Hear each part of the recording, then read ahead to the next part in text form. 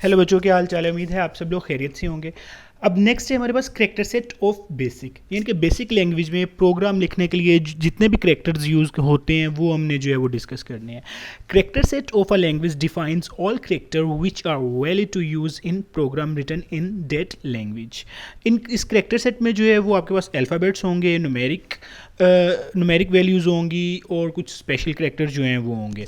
Alphabets जो हैं वो अपर केस और लोअर केस हो सकते हैं। न्यूमेरिक वैल्यूज़ जो है वो 0 से 9 तक होगी और स्पेशल करेक्टर जो है वो ये नीचे डिस्कस किए गए हैं, ये देख लें। तो सबसे पहले ब्लैंक यानी कि स्पेस जब देनी होगी तो वो ब्लैंक आपके पास होती है। इसके बाद है इक्वल का साइन, इक्वल का साइन या फिर असाइनमेंट सिंबल। जब भी आपने किसी वेरिएबल को कोई वैल्यू असाइन करनी होगी तो आप इक्वल का साइन यूज़ करेंगे, या ये जो है वो वैल्यूज़ को इक्वल रखने के लिए यूज़ होते हैं। इसके बाद है हमारे पास plus sign. Plus sign obviously चीज़ों को ऐड करने के लिए, या फिर कंकैटिनेशन। कंकैटिनेशन का मतलब ये जब आपने दो स्ट्रिंग्स यानी कि दो रिटन आपके पास चीज़ें होंगी, यानी कि जैसे आपने this is my cat and this is my dog, इन दोनों को आपने जब एक लाइन में लाना होगा, जोड़ना होगा, तो उसको कंकैटिनेशन कहते हैं। तो तब आपने ये प्लस जो है तब भी यूज़ कर सकते हैं। फिर है माइनस। माइनस ऑब्वियसली सब्ट्रैक्ट करने के लिए मल्टीप्लाई का साइन है। एस्टेरिस्क साइन जो होता है ये मल्टीप्लिकेशन के लिए यूज़ होता है। ये फिर स्लैश साइन है या इसे डिवीजन सिंबल भी कहते हैं।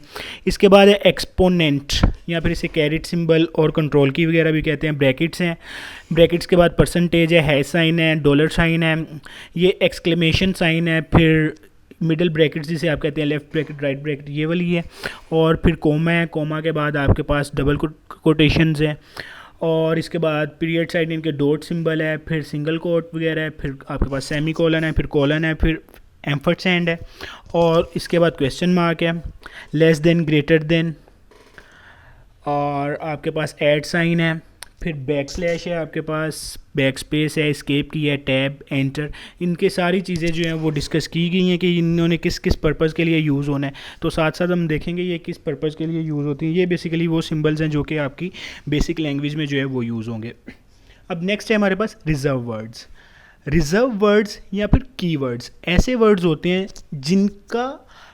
जिनकी डेफिनेशन जो है प्रोग्राम में पहले से ही डिफ़ाइन की जाती है, यानी कि पहले से ही जो लैंग्वेज बनाने वाला है उसने पहले से ही उसका पर्पज़ जो है वो बता कर रखा होता है कि ये वाला जो वर्ड है ये इस पर्पज़ के लिए यूज़ होगा। हम उसको किसी और पर्पज़ के लिए यूज़ नहीं कर सकते, या फिर उसको हम रीडिफ़ाइन नहीं कर सकते, क्योंकि वो प्री डिफ़ाइन है। प्री डिफ़ाइन चीज़ को हम रीडिफ़ाइन नहीं कर सकते। जो पहले से डिफ़ाइन है हम उसको खुद जो है उसकी डेफिनेशन नहीं दे सकते। जो लैंग्वेज वाले ने बना के रखी है हम उसको उसी तरह से यूज़ करेंगे। Reserved words or keywords are the words which have predefined meaning in basic.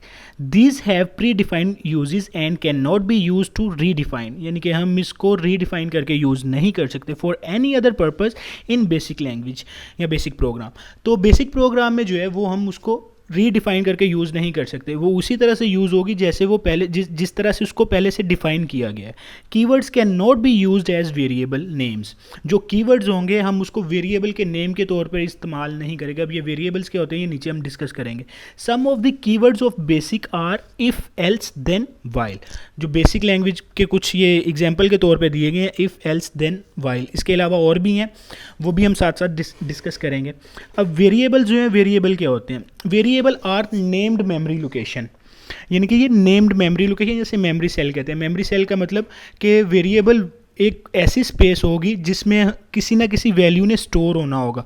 एक रैम में एक मेमोरी जो है वो एलोकेट करती जाएगी। जो भी हम वेरिएबल बनाएंगे उसको रैम में एक वैल्यू, एक स्पेस जो है वो एलोकेट कर दी जाएगी कि इस वेरिएबल के लिए ये स्पेस है। अब उस स्पेस में हम जो भी चीज़ स्टोर करवाना चाहें वो हम करवा सकते हैं। Variable are named memory location, memory cell, which are used to store programs, input data and its computational results during program execution. यानी कि प्रोग्राम को जब हम एग्जीक्यूट वगैरह करवा रहे होंगे तब हम उसमें कोई भी वैल्यूज़ जो है, कोई भी इनपुट जो है, कोई भी रिजल्ट्स जो है वो स्टोर करवा सकते हैं। At the name suggest the value of a variable may change. Value of the variable जो है वो चेंज, यानी कि कॉन्स्टेंट जो होता है वो उसकी वैल्यू चेंज नहीं होती और वेरिएबल की वैल्यू जो है वो चेंज होती है। ये मैथमेटिक्स में भी आपने पढ़ा होगा। Change during the program execution, यानी कि प्रोग्राम की एग्जीक्यूशन के दौरान उसकी वैल्यू चेंज हो सकती है। If a variable is assign no value, अगर तो किसी वेरिएबल को कोई वैल्यू असाइन नहीं होगी। GW basic assume the value of variable to be zero. GW basic उसे क्या करेगा, ज़ीरो कंसीडर करेगा in case of numeric variables, यानी कि न्यूमेरिक वेरिएबल्स में अगर कोई वैल्यू नहीं है तो उसकी वैल्यू ज़ीरो होगी। ये MCQs में पूछा जाता है कि अगर तो वेरिएबल न्यूमेरिक वेरिएबल है और उसको कोई वैल्यू असाइन नहीं की गई, देन वो क्या होगा, ज़ीरो होगा। और अगर तो स्ट्रिंग वेरिएबल है, स्ट्रिंग वेरिएबल में नल कंसीडर होगी। अगर तो स्ट्रिंग वेरिएबल की वैल्यू नहीं दी गई तो इट्स मीन वो नल कंसीडर होगी। और न्यूमेरिक वेरिएबल की वैल्यू ज़ीरो कंसीडर होगी अगर तो उसे असाइन कुछ भी नहीं किया गया।